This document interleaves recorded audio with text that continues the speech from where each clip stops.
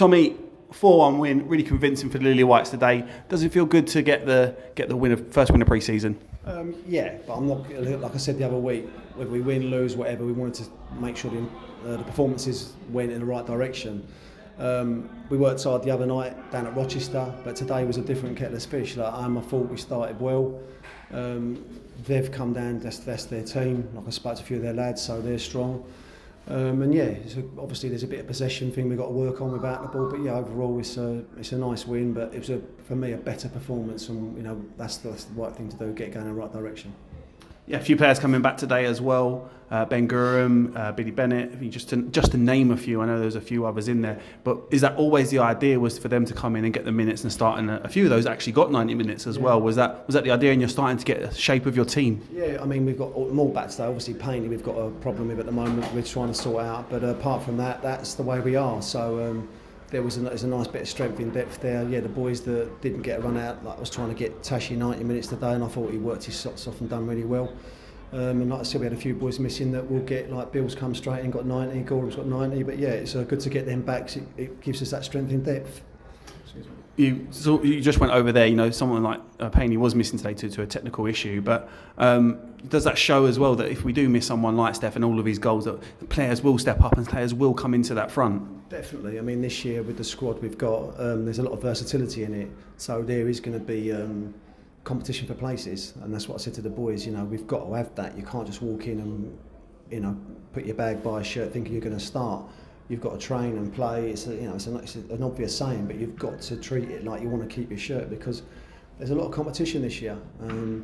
That's why I've not gone massive on the squad. We might need one more, but in the meantime we've got what we've got, because the important thing is to try and keep them all happy, and all you can do that is just talk to them and be honest with them.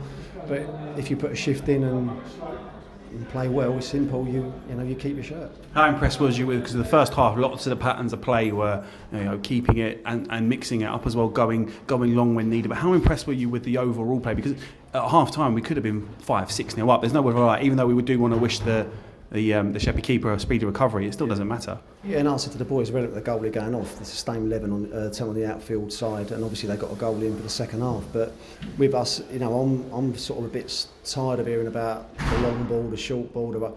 It's whatever ball's on. We've done some good third man runs today. We played some good triangles. We went out wide, and that's what you've got to do. Mix it all up. The most important thing is to get a result. But I thought today we played some nice stuff, and obviously we've cashed in, and like I say, in the second half we've got in 2 or 3 times in areas where we could have scored. So overall I'm pleased with it, but like I said, I'm not going to start jumping up and down because now we've won. It's the fact that we've stepped in the right direction and moved in the right direction, and we've got to make sure we continue that momentum. And we move on to the next opponent, who is another division up. Yeah. And what are you looking for from these next 2 friendlies before the season starts? Because the season is almost around the corner now. Yeah, it's just the consistency of improving. Obviously our fitness levels will go up, but it's just getting them right habits. It's hard when you're chasing the ball and getting run around. That's when you've got to keep your shape and keep your discipline. And that's the most important thing we're working on. But yeah, we're playing. I think most of these boys can play in a Ryman Prem anyway as well. We treat Hastings with the respect that we treat everyone, whether it's Hastings or the team from the league below. I don't care who we play. We just got to do our stuff, get the right attitude, and we treat each game as an equal. So. Again, it might be tougher. We don't know. Should be on paper, but football, it might not be. But yeah, all we want out of Tuesday is another improvement. And we now know our FA Cup opponents, we now know our FA Vars opponents, and we now know our Challenge Cup opponents, which are all teams that we're looking to progress. How important are the Cup games to you this year, with what it can bring to the club, looking at teams like Sheppey and Cray Valley last year? Yeah, I mean, listen, every game's important, whether it's FA Cup, FA Vars, Kent Senior Cup. You want to go and win everything. I know that everyone goes, there's too many games, but it's not a bad habit to have, or not a bad problem to have. I want to go and win every game. Obviously the FA Cup, everyone knows that is for financial reasons, so we'd like to stay in that as long as possible. The FA Vars is one of the things we want to look at as well, of making a fist of, but the most important thing is obviously to try and get out of this league. So whatever obstacles put in front of us, we just got to tick them off one at a time. And if we stay in the Cups, we stay in the Cups. But we've just got to keep the momentum going and winning. Then you just find out, before you know it, you could be in a semi or something like that, but you just got to chalk each one off as it comes, because there's no givens. Lastly, it's the Euros final tomorrow. I know that you've been watching the Euros closely. What do you think of England's performance during this Euros, and also as well, what do you think of tomorrow and what it brings to the country? Listen, I think it's you can't not say we haven't been that clever to start off with, but it's just like I said earlier about that's the reaction where you really need everyone together, but unfortunately in our society it goes the other way, and it's easy to point fingers. You know, it wasn't right, he's tried to get it right, but whether we like it or not, we're in a final, and we did look better.